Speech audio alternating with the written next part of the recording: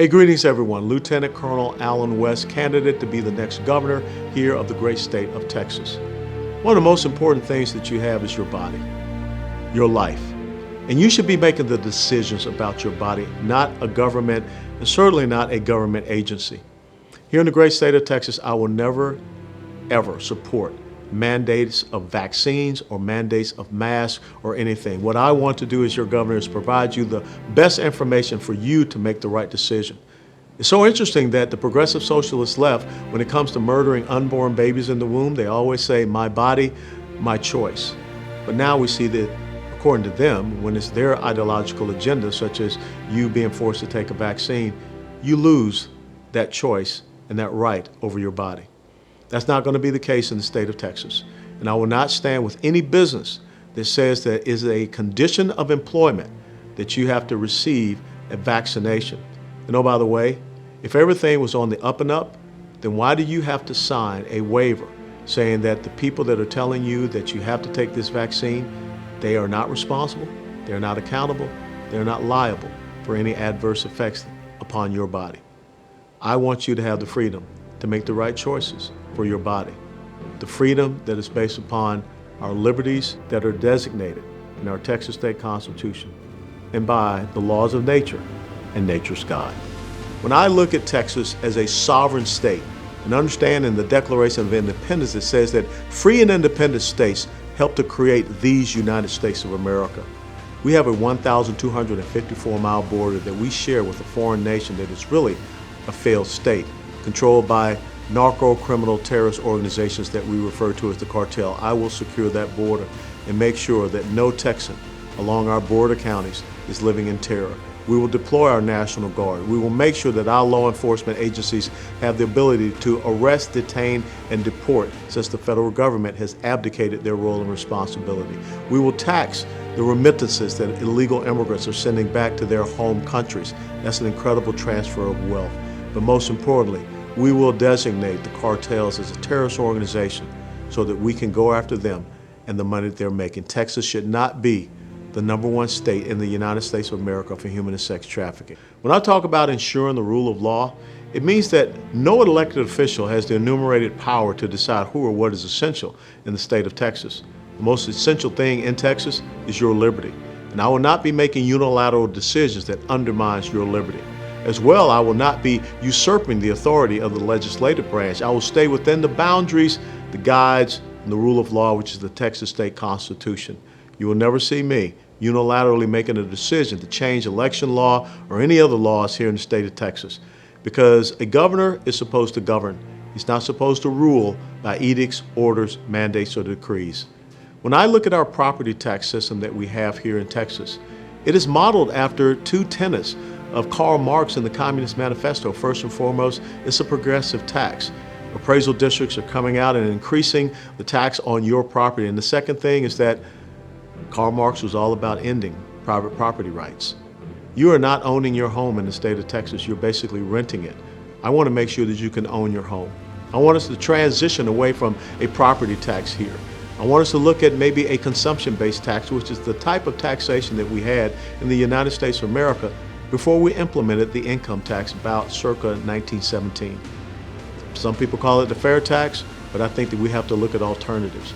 But in the meantime, we will reduce the growth and the expansion of the state government, and those savings we can use to put against the maintenance and operations funding for those independent school districts so that we can reduce the burden on your property taxes.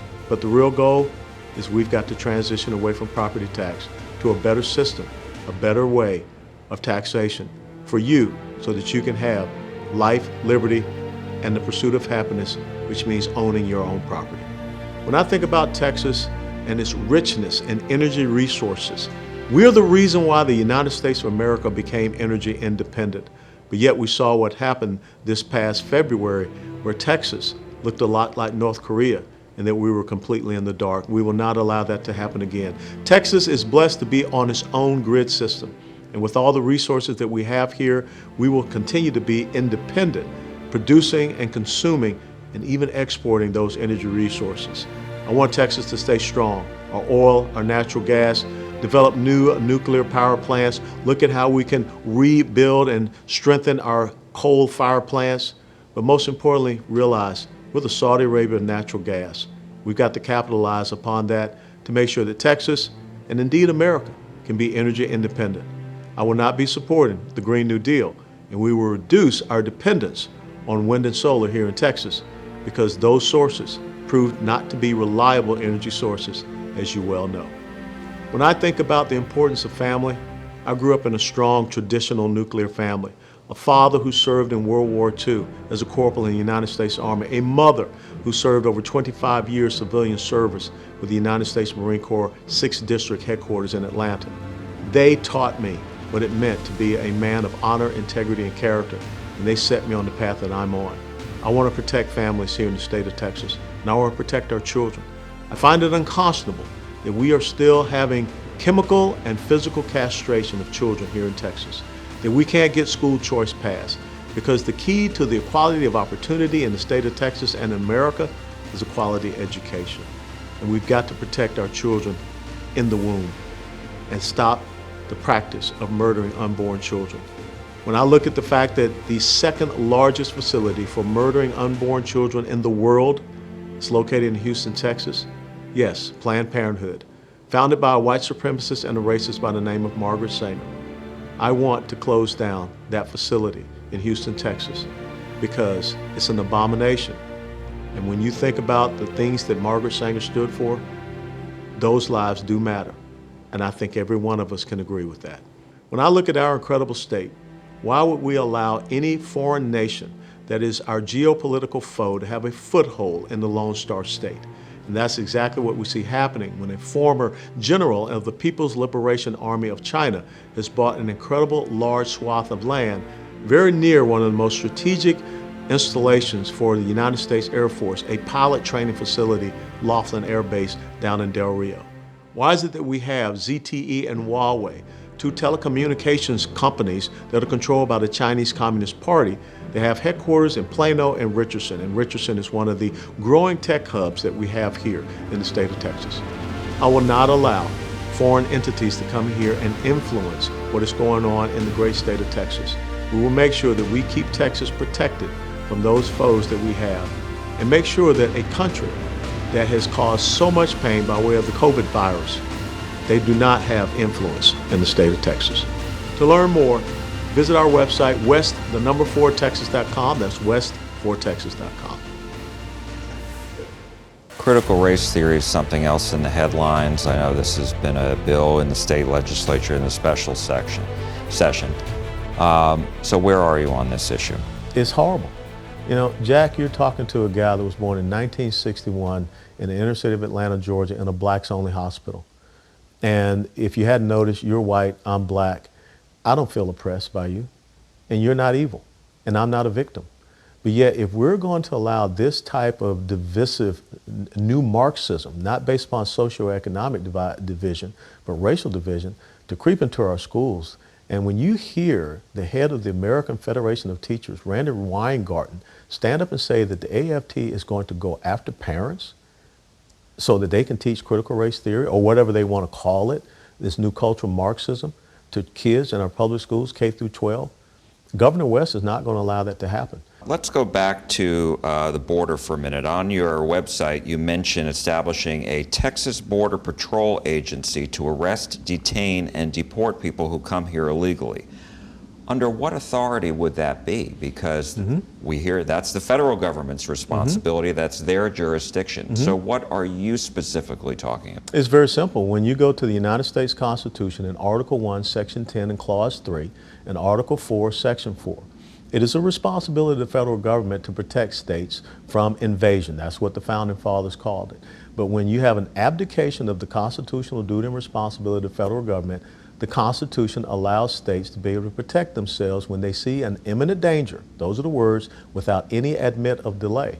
And so when I see a Biden administration that is unconstitutionally implementing an open borders agenda, abdicating their constitutional duty and responsibility, The United States Constitution, you can go and look at the 10th Amendment as well, but the United States Constitution gives the states the ability to protect their sovereignty. And Texas has a 1,200-mile border.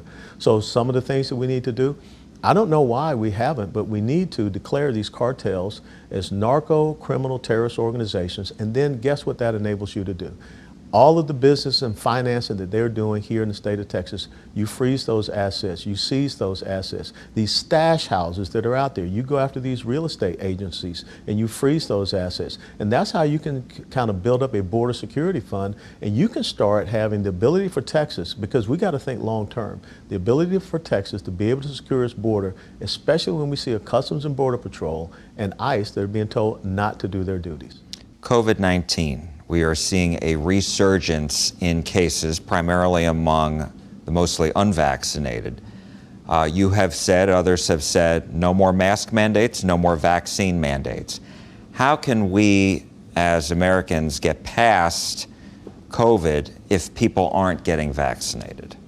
Well, the thing we can't get past in our country or in Texas if we take away the thing that is most essential, which is liberty. And Benjamin Franklin once said that those who would surrender essential liberty for temporary security will in the end deserve neither liberty nor security. And so the thing is, I don't see us going down the path of mandating things to people. Let people get good information and make the best possible decision for themselves. I think that's the most important thing that we can do moving forward, because at some point in time, we're going to learn how to contend with and deal with and defeat this virus. But we don't want to see Americans and Texans lose their liberty. That's the most essential thing. My health is my responsibility, but I am more than happy to provide people the best information so that they can make the right decisions. But if instead of mandating, vaccines and things of this nature, I'm not going to even go out there and mandate people to what they should eat or the fact that they should get up like me and run. Hopefully they would make that choice themselves.